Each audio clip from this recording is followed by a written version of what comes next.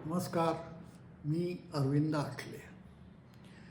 गेले 2 भाषणं आपण रामकृष्णांचे जे वेदांत साधनेतले गुरु होते परमहंस तोतापुरी यांच्याविषयी आपण बोलतो आहोत. तोतापुरी हे वेदांत साधना शिकवत असत. मूर्तिपूजा त्यांना मान्य नव्हती किंवा भक्ती साधनासुद्धा त्यांना तशी मान्य नव्हती. जो वर गेला आहे, शून्यात गेला आहे, त्याच्यासाठी हे सगळं शून्य आहे. त्यामुळे त्यात काही चूक मांडण्याचा काही प्रश्न नाही. त्यांचं अतिशय बरोबर होतं, ते त्यांच्या जागी बरोबर होते. आता ही 3 दिवसाची निर्गुण निराकार समाधी आपल्या शिष्याला लागलेले पाहून त्यांना अत्यंत आनंद झाला. परंतु तरीही त्यांना काही गोष्टींचं मोठं आश्चर्य वाटत असे की रामकृष्ण नेहमी टाळ्या वाजवत वाजवत आपल्या आईचं भजन करीत असत. मी यंत्र तू यंत्री किंवा अशा प्रकारचे जे काही भजनं होती, आई आपल्यापासून अलग नाहीच, अशा प्रकारे त्यांची जी काही भावना होती ती खरी आई होती त्यांची, अशा प्रकारे ती त्यांची भावना होती. त्यामुळे निर्विकल्प समाधीचा लाभ झाल्यानंतरसुद्धा त्यांनी आपला भजनाचा क्रम कधी सोडला नाही. ते भक्तिमार्गाला चिकटून राहिले. त्यामुळे एक पंचवटीखाली तोतापुरींच्या बरोबर नाना प्रकारच्या धर्मविषयक गोष्टी ते करीत असताना संध्याकाळ झाली. त्याबरोबर सर्व गोष्टी एकदम बंद करून ते वरीलप्रमाणे भजन करू लागले की त्यांना सवय होती भजनाची. आणि हे पाहून तोतापुरींना फार आश्चर्य वाटलं की एवढा वेदांताचा अधिकारी 3 दिवस ज्यांची कंटिन्युअस अशी समाधी लागते, निर्विकल्प समाधी. निर्विकल्पाचा अर्थ त्यात काहीच नाही, कुठलाही विकल्प नाही. आपण जे काही आकार पाहतो, रसगंध स्पर्श रस, जे काही सगळे गुण आहेत, हे कुठलेही त्या ठिकाणी नाही आहेत. अशी ती निर्विकल्प. षड्रिपू ज्या ठिकाणी नाहीत ती निर्विकल्प. अस्तित्व जिथे नाही ती अवस्था फार समजायला कठीण आहे. सर्वसामान्य आपण भक्तिमार्गी असतो, या अवस्था समजणं आपल्याला कठीण असतं. आपल्या ज्या ठराविक कल्पना असतात, देवपूजेच्या कल्पना असतात, देवाच्या कल्पना असतात, ह्या कल्पना असतात, हे आपण विसरून जातो. मूळ आपलं जे आहे वैदिक वेदांत हा निर्गुण निराकार आहे. पण तो साध्य करण्यासाठी सगुण साकारामधून जावं लागतं. तसं रामकृष्ण गेले. जगदंबेची त्यांनी आराधना केली, उपासना केली. जगदंबा प्रसन्न झाली. आणि ते प्रसन्न झाली म्हणजे काय, हे त्या अवस्थेत गेल्याशिवाय समजू शकत नाही.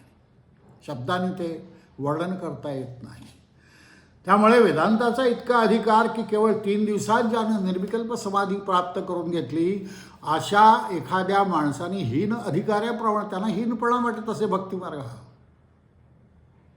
उच्च तत्व समजल्यानंतर खालच्या तत्वावर येणं हे खालीवर मोठं कठीण आहे समजणं किंवा सांगणं. जो त्यातून गेला त्याला ते समजेल. त्यामुळे ते रामकृष्णाने मला क्यों भैया क्यों रोटी क्यों ठोकते हो, ते जे टाळ्या वाजून भजन करीत असत, त्यामुळे ते रोटी क्यों ठोक रे. तर रामकृष्ण त्याला म्हटलं की गप्प बसाल का, मी ईश्वराचं नामस्मरण करतो आहे आणि तुम्ही म्हणता रोटी क्यों ठोकते हो. त्यामुळे रामकृष्णांच्या या सरळ बोलण्यानं तोतापुरींनाही गंमत वाटली. अशा त्यांच्या करण्यात काही अर्थ असला पाहिजे असं समजून काहीही न बोलता ते स्तब्ध बसले. तेवढे शहाणे होते ते. असंच एक दिवस संध्याकाळ होऊन गेल्यानंतर रामकृष्ण तोतापुरींच्या जवळ धुनीजवळ बसलेले होते. ईश्वरीय कथाप्रसंगात दोघांची मनं इतक्या उच्च स्थितीला पोचलेली होती की अद्वैतानुवाद जवळ ती तन्मय होऊन गेलेली होती. त्यांच्या पुढे असलेल्या त्या धुनीतील अग्निनारायणाचा आत्मासुद्धा जणू काय त्यांच्या आत्म्याशी एकत्वाचा अनुभव घेऊन आनंदानं आपल्या 100ही जिव्हा बाहेर काढून खदखदा हसत होता. काय वर्णन आहे पहा. या बऱ्याच ठिकाणी मी ते पुस्तक समोर धरून त्यातले काही शब्द जसेच्या तसे वापरतो आहे. माझं वय आहे, पूर्ण माझी स्मृती 100% आज शक्य नाही आहे. त्यामुळे मला हा पुस्तकाचा रेफरन्स समोर घेणं भाग आहे. काही लोकांना त्याच्यामध्ये थोडीशी आपत्ती वाटली, पण त्याला इलाज नाही. माझं वय आहे, परंतु या काही गोष्टी तुमच्या कानासमोर पडल्या पाहिजेत, ही माझी आग्रहाची भूमिका आहे. त्याशिवाय तुमचं साधकत्वाचं जे भूमी आहे ती चांगली शुद्ध तयार होणार नाही. ही शुद्ध तयार व्हावी यासाठी माझा हा सगळा प्रयत्न आहे. आता दोघांनाही भान नव्हतं. त्यामुळे बागेच्या नोकरचाकरापैकी एक जण आपली चिरीम भरून विस्तव घेण्यासाठी तेथे आला आणि धुनीतून एक लाकूड बाहेर काढून त्याचा निखारा काढून घेऊ लागला. दोघेही ब्रह्मानंदात इतके मग्न होते की मनुष्य तेथे आलेला आणि त्यानं लाकूड बाहेर ओढलेलं त्यांच्यापैकी कोणाच्याही लक्षात आलं नाही. इतक्यात एकाएकी तोतापुरींची नजर त्याच्याकडे गेली आणि आपल्या पवित्र अग्नीला हा मनुष्य शिवला असं पाहून ते अत्यंत संतापले आणि शिवीगाळी करू लागले. आपला चिमटा घेऊन त्याला मारण्याचंही भय दाखवू लागले. हा सर्व प्रकार पाहून रामकृष्ण त्या तन्मय स्थितीमध्ये सुद्धा अर्धबाह्य अवस्थेत मोठमोठ्यानं हसू लागले आणि म्हणाले, वा वा शाबास. रामकृष्णाने आपल्याला असं का म्हणावं म्हणून आश्चर्य वाटलं तोतापुरीनं. ते म्हणाले, का रे वा, तू असं काय म्हणतोस? पहा बरं त्या माणसाने केवढा अपराध केला. रामकृष्णाने हसत हसत उत्तर दिलं, हां, त्याचा अपराध तर खरा, पण मला त्याच्यापेक्षा तुमच्या ब्रह्मज्ञानाचीच जास्त गंमत वाटली. किती नितळ संबंध होते गुरु शिष्यांचे. आपल्या गुरूंची चूक काढायला त्यांना काही चूक नव्हती ती, परंतु विपर्यास दोघांचं अर्थभिन्नत्व जे काही आहे हे त्यांच्या लक्षात त्यांना आणून द्यायचं होतं. अरे आत्ताच तर तुम्ही म्हणालात की एका ब्रह्मा वाचून या जगात दुसरे काहीही सत्य नाही, जगतातील सर्व वस्ती आणि व्यक्ती त्याच्याच प्रकाश आहे, आणि लगेच एका क्षणात हे सर्व विसरून त्या माणसाला मारायला तुम्ही धावता. म्हणून हसतोय की महामायाचा प्रभाव केवढा जबरदस्त आहे. पहा, तुमच्यावरही महामाया काम करते आहे. रामकृष्णांचं हे बोलणं ऐकून तोतापुरी गंभीर झाले, काही वेळ स्तब्ध बसले आणि मग रामकृष्णांना म्हणाले, तू बरोबर बोलतोयस.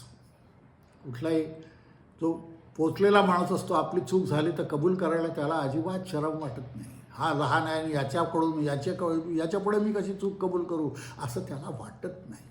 त्याला सगळे समान असतात, कोणी लहान मोठा नसतो. आपण वारकरी संप्रदायात पाहतो, 70 वर्षाचा म्हातारा माणूसही 5 वर्षाच्या लहान मुलाला वाकून नमस्कार करतो. हो रे बाबा, माझा राग मोठा पाजी आहे आणि आजपासून मी कधी रागावणार नाही. आणि खरोखर त्या दिवसापासून तोतापुरी कधीही रागावले नाही. चूक मान्य, चूक समजली की ती पुन्हा नाही करायचं. समजत नाही तोपर्यंत ती चूक करण्याचा तुम्हाला एक वेळ अधिकार आहे, परंतु एकदा ती चूक आहे समजल्यानंतर तशी चूक तर पुन्हा केली तर ते अत्यंत श्लाघ्य आहे. रामकृष्ण म्हणत असत की पंचमहाभूतांच्या कचाट्यात सापडून ब्रह्म रडत असते. डोळे मिटून तुम्ही किती का म्हणाला मला काटा बोचला नाही, माझा पाय दुखत नाही, पण काटा बोचताना वेदनांनी लगेच तळमळ सुरू होते. त्याचप्रमाणे मनाला कितीही शिकवा, तुला जन्म नाही, मृत्यू नाही, तुला पाप नाही, पुण्य नाही, शोक नाही, दुःख नाही, तुला क्षुधा नाही, तृष्णा नाही, तू जन्मजरारहित निर्विकार सच्चिदानंद स्वरूप आहे. पण जराशी कुठे प्रकृती बिघडली की जरासं कुठे मनापुढे संसारातील रसरूपादी विषय आले, जरासे कामकांचनाच्या वर दिसणाऱ्या सुखाला भुलून एखादं वाईट काम झालं की लगेच मोह दुःख यात्रा यांची मनात गर्दी उसळून सारा आचार विचार विसरून माणूस अगदी गडबडून जातो, त्याला काही सुचत नाही. ही वस्तुस्थिती आहे. ज्ञान झालं, आत्मज्ञान झालं तरी ते रोज चरवण करावं लागतं. एक दिवस आत्मज्ञान झालं म्हणजे ते कायम टिकते असं नाही, त्याला चरवण करावं लागतं. म्हैस खाते आणि मग ते चरवण करत राहते. ही जनावरांची सवय आहे आणि तेव्हाच ते पचतं. म्हणून पचण्यासाठी चरवणाची गरज आहे. गळ्याला बांधलेली दोरी सोडून जर टाकली नाही, महामायेने ही दोरी बांधलेली आपल्या गळ्यात मायेची, ही जर सोडून टाकली नाही तर कोणालाही आत्मज्ञान आणि आनंदाची प्राप्ती होणार नाही. त्यामुळं जोपर्यंत तिने कृपा करत नाही, ती शेवटी जी दोरी बांधणारी महामाया आहे तिच्याच इच्छेने ती दोरी तुटणार आहे. हे अतिशय साधकांनी ह्या सगळ्या छोट्या मोठ्या गोष्टी अत्यंत लक्षात ठेवणं आवश्यक आहे. आता एक पुढची गोष्ट, राम लक्ष्मण सीता वनात चाललेले होते. वनातल्या वाटा अरुंद, एकावेळी एकच माणूस जाऊ शकेल इतक्यात धनुष्यबाण हाती घेऊन राम सर्वांच्या पुढे चाललेले होते. त्यांच्या मागोमाग सीता चाललेली होती आणि तिच्या मागोमाग लक्ष्मण धनुष्य घेऊन चाललेला होता. लक्ष्मणाची रामचंद्रावर अत्यंत भक्ती आणि प्रीती, मोठा भाऊ, गुरु समान. त्याला वाटे की रामचंद्र नेहमी दिसावेत, पण करतो काय, त्याच्या आणि रामाच्या मध्ये सीता चाललेली होती. त्यामुळे राम न दिसल्यामुळे त्याला एकसारखी तळमळ लागायची. बुद्धिमती सीतेच्या ही गोष्ट लक्षात आली आणि तिच्या मनात करुणा उत्पन्न होऊन वाट चालता चालताच ती थोडीशी बाजूला झाली आणि म्हणाली, हां आता बघा बरं. तेव्हा कुठे लक्ष्मण डोळे भरून आपल्या इष्टमूर्तीला पाहू शकला. याप्रमाणे जीव आणि ईश्वर यांच्यामध्ये ही मायारूपी सीता असते. कसं रूपक किती सुंदर दिलं आहे. तिने जीवरूपी लक्ष्मणावर कृपा करून त्याची वाट सोडली नाही व त्याचा पास सोडून टाकला नाही तर जीवाला रामस्वरूप ईश्वराचं दर्शन होणार नाही हे निसंशय समजा. तिची कृपा झाली की जीवरूपी लक्ष्मणाला रामरूपी ईश्वराचं दर्शन होण्यास मुळीच वेळ लागत नाही. आणि तिची जर कृपा झाली नाही तर हजार का विचार करा त्याच्यापासून एक होणे नाही. जगदंबेची तोतापुरींवर तर जन्मापासूनच कृपा होती. सत्संस्कार, सरळ मन, योगी पुरुषाचा आश्रय, बलिष्ठ आणि निकोप शरीर प्रकृती यांचा त्यांना लहानपणापासून लाभ झालेला होता. मायानं त्यांना कधीही आपलं उग्र रूप दाखवलं नाही. अर्थातच श्रीमान तोतापुरींना उद्योगाने आणि सतत परिश्रम करून निर्विकल्प समाधी अवस्था प्राप्त करून घेणे म्हणजे अगदी सोपी गोष्ट आहे असं वाटत असे. कारण त्याला सहज सगळं मिळालेलं होतं. सहज मिळाले तर त्याची किंमत समजत नाही. परिश्रम केल्याशिवाय किंमत समजत नाही. सहज पैसा मिळाला तो सहज उधळला जातो. ह्या गोष्टी लक्षात ठेवा. व्यवहार आणि अध्यात्म यांचा अतिशय जवळचा संबंध आहे. हा संबंध आपण नेहमी लक्षात घेतला पाहिजे. त्यामुळे जगदंबेची कृपा असल्यामुळेच परमार्थ मार्गातील सर्व अडथळे जगदंबेने स्वतः दूर केलेले होते त्यांच्या. तेव्हा आता इतक्या दिवसानंतर जगदंबेच्या मनामध्ये ही गोष्ट आली की ही गोष्ट आता तोतापुरींना समजावून सांगितली पाहिजे. त्यामुळे भ्रम दूर होण्याची, तोतापुरींचा भ्रम दूर होण्याची जगदंबेने वेळ आणली. तोतापुरी शरीर प्रकृती अत्यंत निकोप, रोग अजीर्ण शरीराचे तऱ्हेतऱ्हेचे आधार यांचं त्यांना कधी दर्शनही झालेलं नव्हतं. जे खावे ते पचून जावे, कधीही तक्रार नाही. जेथे पडावे तेथे झोप तयार. मन सदैव आनंदाने आणि शांतीनं भरलेलं, कधी काळजी नाही, उदासीनता नाही. परंतु बंगालच्या पाण्याचा आणि दमट हवेचा त्यांच्या शरीरावर परिणाम झाला आणि रामकृष्णांच्या अद्भुत आकर्षणानं दक्षिणेश्वरी काही महिने लोटतात तो त्यांच्या त्या पोलादीसारख्या शरीरामध्ये रोगाने प्रवेश केला. जगदंबेच्या इच्छेशिवाय नाही झालेलं आहे, लक्षात ठेवा. त्यांना रक्त अमांश झाला. रात्रंदिवस पोटात मुरडा होऊ लागला. पोट दुखू लागला आणि धीर गंभीर आणि स्थिर मनसुद्धा ब्रह्मविचारापासून आणि समाधी अवस्थेपासून ढळून लागून शरीराकडे लागू लागलं. पंचमहाभूतांच्या तडाख्यात ब्रह्म सापडल्यानंतर आता सर्वेश्वरी श्री जगदंबे वाचून त्राता कोण. काय सुंदर वर्णन केलेलं आहे. प्रकृती बिघडण्यापूर्वी त्यांना समजून चुकलं की आता या प्रांतात आपली प्रकृती ठीक राहणार नाही. म्हणून या ठिकाणी पुढे राहणं आता योग्य नाही. परंतु रामकृष्णांच्या दिव्य संगती सुखाचा लोभ त्यांना सुटेना आणि अखेर ते आजारी पडले. रोग वाढता त्यांना दुसरीकडे निघून जाण्याची इच्छा होई. आज रामकृष्णांची परवानगी घेऊ असा त्यांनी विचार करावा. परंतु रामकृष्ण त्यांच्याकडे येऊन बसले म्हणजे भगवत कथा प्रसंगात आपल्या बेताचा त्यांना विसर पडावा आणि त्यांचं जाणं पुन्हा लांबणीवर पडावं असं सतत होत गेलं. एखाद्या वेळी रामकृष्ण त्यांच्याकडे आल्यानंतर त्यांची परवानगी घेण्याचं अगदी त्यांच्या ओठावर येईल. परंतु तितक्यात त्यांना वाटे की जाऊ दे, काय घाई आहे, आजचा दिवस राहू दे, उद्या आपण बोलूया. असं होता होता रोगाचा पाऊल मात्र पुढं पाडत चाललं. श्रीमद तोतापुरींची प्रकृती दिवसेंदिवस जास्त बिघडत चालली. हे पाहून रामकृष्णांनी मथुरबाबूंना सांगून औषधाची व्यवस्था करवली आणि त्यांची सेवा शुश्रूषा ते स्वतः करू लागले. पोट दुखण्यानं फार त्रास होऊ लागला तर त्यांच्या मनाला समाधिमग्न करून देहाचे सर्व दुःख विसरून जाण्याची शक्ती अजून तोतापुरींच्या अंगी राहिलेली होती.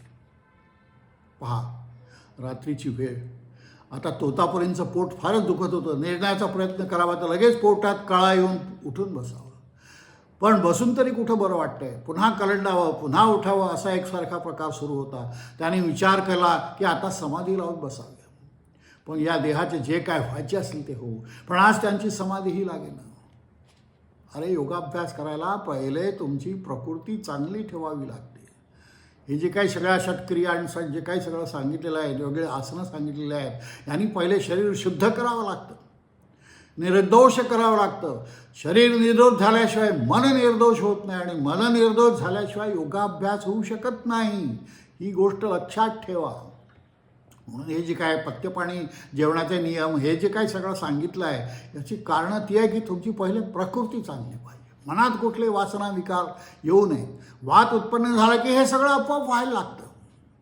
म्हणून ते सगळं टाळण्यासाठी अत्यंत शुद्ध शरीर ठेवावं लागतं. तेव्हा त्यांना आपल्या ह्या एकंदर अवस्था बघून फार राग आला त्यांचा आपल्या शरीराचा. ते स्वतः म्हणाले की आज या शरीराच्या भोगानं मन सुद्धा माझ्या ताब्यात नाही.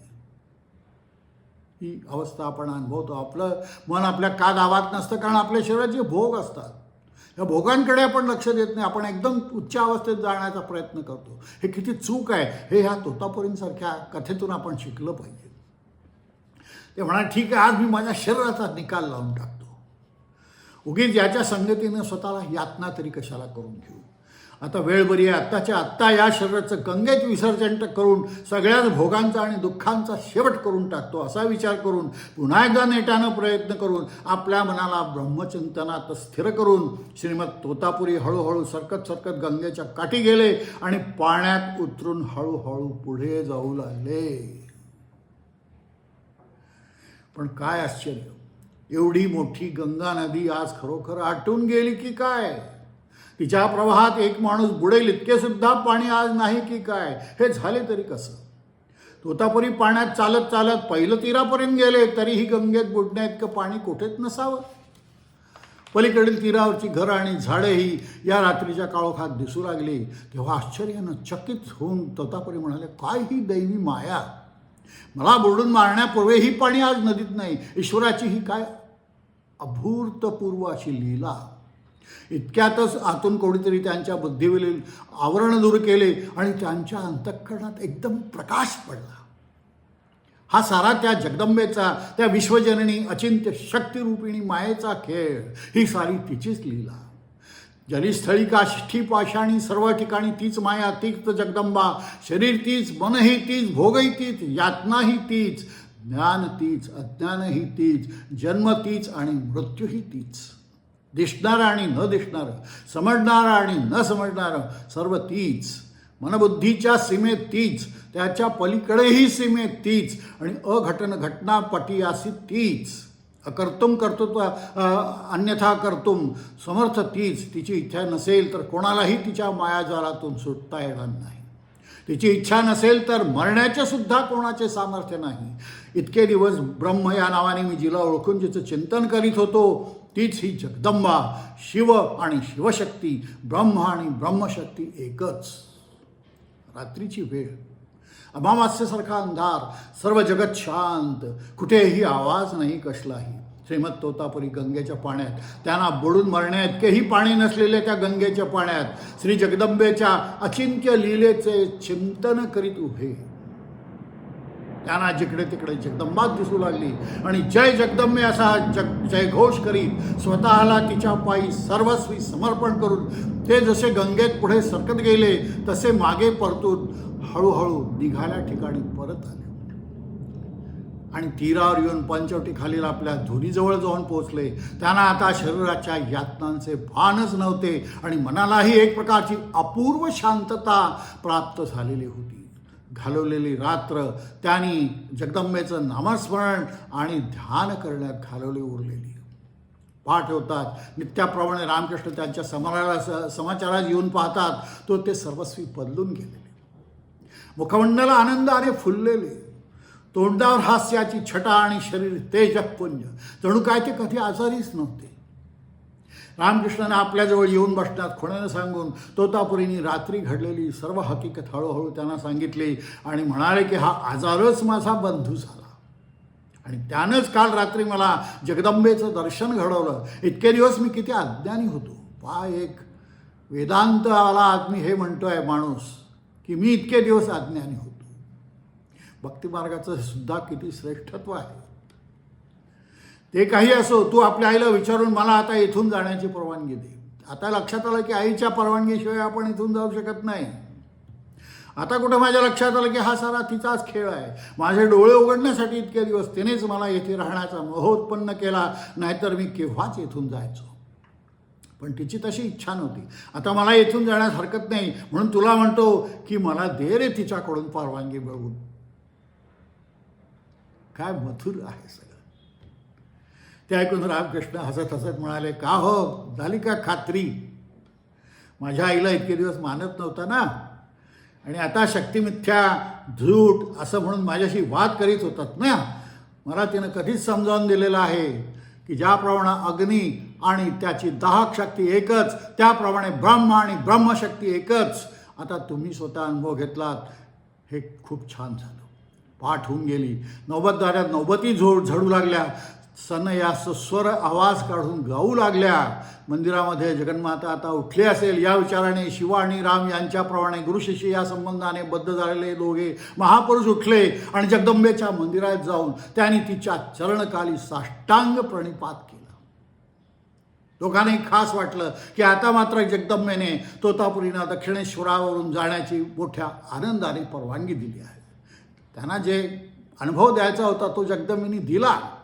आणि त्यानंतर 1-2 दिवसांनी तोतापुरी रामकृष्णांचा निरोप घेऊन दक्षिणेश्वराहून पश्चिमेकडे कुठेतरी निघून गेले. त्यानंतरची त्यांची काहीच हकीकत समजलेली नाही. तोतापुरींच्या संबंधानं अजून एका गोष्टीचा उल्लेख केला, म्हणजे रामकृष्णांच्या तोंडून ऐकलेल्या त्यांच्याविषयीच्या बहुतेक सर्व गोष्टी संपल्या. रामकृष्ण सांगत असत, तोतापुरींना किमया विद्या अवगत होती आणि त्यांनी कित्येकदा तिच्या योगाने तांबे वगैरे धातूंचं सोनं केलेलं आहे. त्यानंतर ही विद्या गुरुपरंपरेने अवगत झालेली होती. तोतापुरी म्हणत असत की या विद्येचा स्वतःचा स्वार्थ साधण्याकडे अथवा भोगविलास प्राप्तीकडे कधीही उपयोग करायचा नाही, असा सक्तीचा निर्बंध गुरूंनी मला घालून दिलेला आहे. असं केली तर ती विद्या नष्ट होईल, शिवाय गुरूंचंही अकल्याण होईल. तरी पण मठामध्ये अनेक मंडळी असतात, त्यांना योगक्षेम चालवण्यासाठी अथवा त्यांच्या तीर्थाटनेला लागणाऱ्या शक्तीसाठी या विद्येचा उपयोग करण्यास मोकळीक आहे. अशा रीतीनं 3 दिवसाऐवजी पुरे 11 महिने दक्षिणेश्वरी राहून आणि रामकृष्णांच्या जवळूनही काही गोष्टी शिकून श्रीमत परमहंस तोतापुरी तेथून निघून गेल्यानंतर रामकृष्णांनी असा निश्चय केला की यापुढे निर्विकल्प अद्वैत भावामध्येच निरंतर राहायचं. आता मी तू जगत सर्व कल्पना सोडून भगवंताच्या अद्वय अखंड सच्चिदानंद रूपामध्येच एक होऊन राहायचं. त्यांच्या मनाने एखादी गोष्ट घेतल्यानंतर ती अर्धवट सोडणं त्यांना कधीच माहीत नसं. आता तीच गोष्ट ते निरंतर समाधी अवस्थेत राहू लागले. नमस्कार.